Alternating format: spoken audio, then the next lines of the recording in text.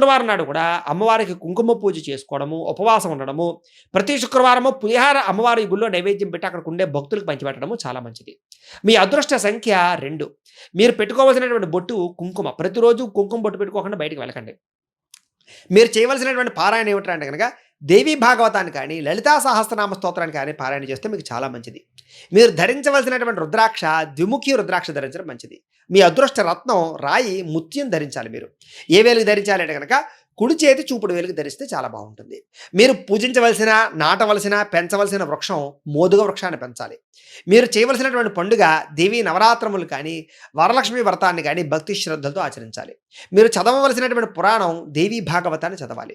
మీరు పఠించవలసినటువంటి మంత్రం ప్రతిరోజు కూడా నిత్యము ఓం ఐం హ్రీం శ్రీం శ్రీమాత్రే నమః అనే మంత్రాన్ని ఎప్పుడు చదువుకోండి. మామూలుగా ప్రయాణం చేస్తున్నా, వంట వండుకుంటున్నా, ఇంట్లో పని చేస్తున్నా, ఆఫీసులకు వెళ్తున్నా కూడా మీకు కలిసి వచ్చేటటువంటి రంగు తెలుపు రంగు మీకు బాగా కలిసి వస్తుంది. మీకు సరిపోయేటటువంటి సింహద్వారం తూర్పు, ఉత్తర, పడమర ఈ సింహద్వారాలు మీకు బాగా కలిసి వస్తాయి. మీరు చేయవలసినటువంటి దానం బియ్యం కానీ, పెసలు కానీ దానం చేయడానికి ప్రయత్నం చేయండి. మీరు ప్రయాణం చేయకూడని నక్షత్రాలు అశ్విని, మఖ, మూల ఈ నక్షత్రాల్లో ప్రయాణం చేయడం కానీ మంచిది కాదు మీకు. మీరు ప్రతిరోజు పఠించవలసిన గాయత్రి మంత్రం ఏమిటి అంటే కనుక ఓం కాత్యాయనాయ విద్మహే కన్యకుమారి ధీమహి తన్నో దుర్గ ప్రచోదయాదు అనేటటువంటి దుర్గా గాయత్రి మంత్రాన్ని ప్రతిరోజు కూడా పొద్దున్నే లేచి స్నానం చేసి మీ ఇంట్లో ఉండేటటువంటి దేవతా మందిరం దగ్గర కూర్చుని 108 సార్లు కానీ 1008 సార్లు కానీ ఈ యొక్క దుర్గా గాయత్రి మంత్రాన్ని జపం చేసుకున్న తర్వాత మీరు మీ యొక్క నిత్య నైమిత్తికరలో పాల్గొన్నట్లయితే కనుక మీకు ఆ రోజంతా కూడా ఏ పనైనా సరే దిగ్విజయంగా సాగుతుంది. సక్సెస్ అవుతారు. ఏ సమస్య రాదు. అంత విశేషం.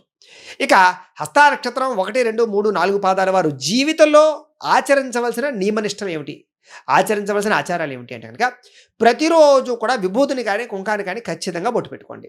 ప్రతిరోజు కూడా మర్రి వృక్షానికి నీళ్లు పోయడానికి ప్రయత్నం చేయండి. పేదవారికి పాలు కానీ లేకపోతే పళ్ళు కానీ పంచిపెట్టడానికి ప్రయత్నం చేయండి.